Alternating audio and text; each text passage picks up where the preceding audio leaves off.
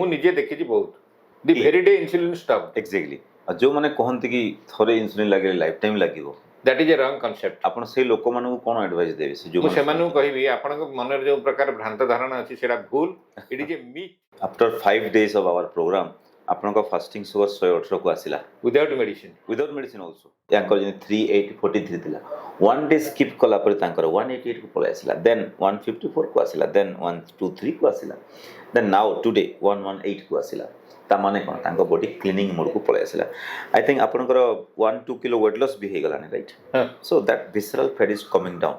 2 kg ହେଇଯାଇଛି। So fasting sugar ଯେଉଁଟାକି ଲୋକମାନେ ଫାଷ୍ଟିଂ ସୁଗର ଯେଉଁଟା ଖାଲି ପେଟରେ ଯେଉଁ ସୁଗର ବାହାରି ଥାଏ ତାକୁ ନେଇକି ବହୁତ ଓରି ହୁଅନ୍ତି।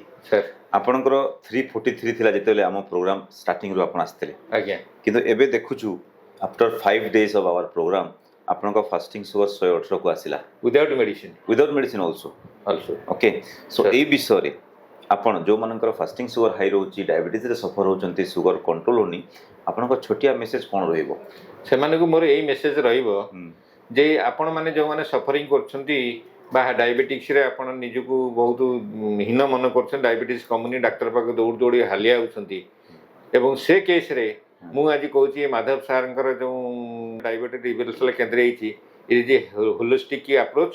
ଏବଂ ଏଠି ଯଦି ଆପଣ ଆସିବେ ଆପଣଙ୍କ ସବୁ ସମସ୍ୟାର ସମାଧାନ ହେଇଯିବ ଏବଂ ଆପଣଙ୍କର ଯେଉଁ ଲାଇଫଷ୍ଟାଇଲ୍ ବଦଳିଯିବ ଏବଂ ଆପଣ ଖୁସିରେ ରହିବେ ଏବଂ ଆପଣଙ୍କର କୌଣସି ପ୍ରକାର ଚିନ୍ତା ରହିବନି ଯେ ଏ ଡାଇବେଟିସ୍ ଉପରେ।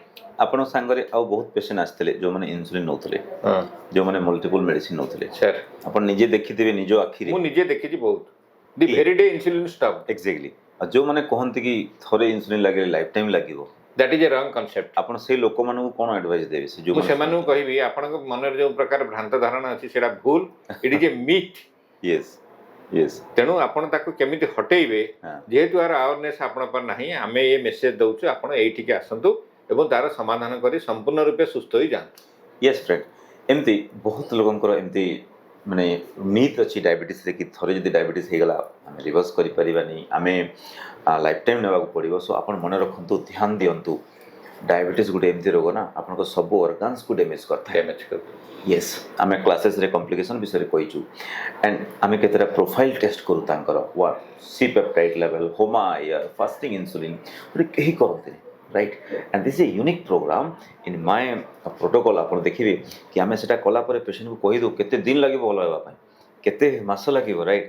ସୋ ଜଷ୍ଟ ଆପଣଙ୍କୁ ରିଅଲ୍ ଟ୍ରୁଥ୍ଟା ଆମେ ଜଣାଇବା ପାଇଁ ଛୋଟିଆ ଭିଡ଼ିଓ କରିଛୁ। ଆପଣମାନେ ଅନ୍ୟକୁ ଜରୁର ସେୟାର କରନ୍ତୁ ଏବଂ ଅନ୍ୟର ଲାଇଫ୍ ସେଭ୍ ହେଇଯିବ। ବିକଜ ଲୋକମାନେ ଅନଲି ମେଡିସିନ୍ସ ଉପରେ ଡିପେଣ୍ଡ କରିକିନା ବହୁତ କମ୍ପ୍ଲିକେସନ୍କୁ ଆସୁଛନ୍ତି, ରାଇଟ୍? ଏବେ କେତେଟା ଟିପ୍ସ ଦେଉଛି ଆପଣଙ୍କୁ ଫାଷ୍ଟିଂ ସୁଗର କେମିତି କମ୍ କରିବେ। ଦେଖନ୍ତୁ, ଫାଷ୍ଟିଂ ସୁଗର ହାଇ ଅଛି ମାନେ ଆପଣ ସବୁବେଳେ ଦେଖିବେ ମୋଷ୍ଟ ଅଫ୍ ଦ କେସ୍ରେ 80% କେସ୍ରେ ଫ୍ୟାଟି ଲିଭର ଥାଏ।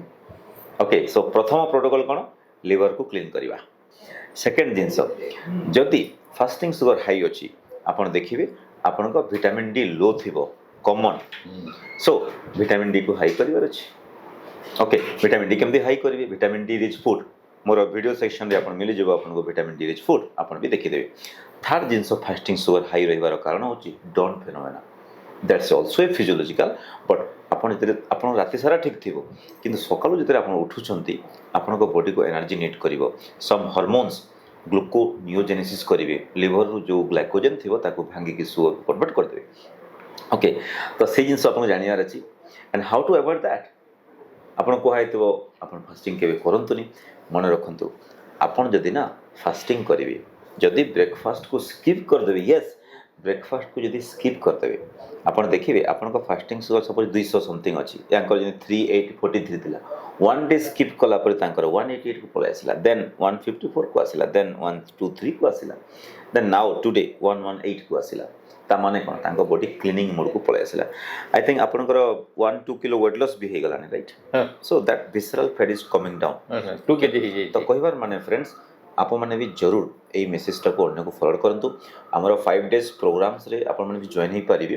ଆମର କ୍ୟାମ୍ପସ୍ ପ୍ରୋଗ୍ରାମ୍ ହୁଏ, ଆମର ଯେଉଁମାନେ କ୍ୟାମ୍ପ ଆସିପାରନ୍ତିନି ଆମେ ଗୋଟେ ଅନଲାଇନ୍ ପ୍ରୋଗ୍ରାମ୍ ବି କରିଥାଉ।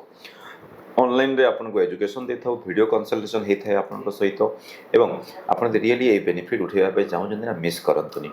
ଇଟ୍ is a life saving programme. Normal ଲୋକ ବି ଜଏନ୍ ହେଉଛନ୍ତି ଏବଂ ଫ୍ୟୁଚରରେ କେମିତି ଡିଜିଜ୍ ନ ହେବ, they are taking the prevention. Thank you so much.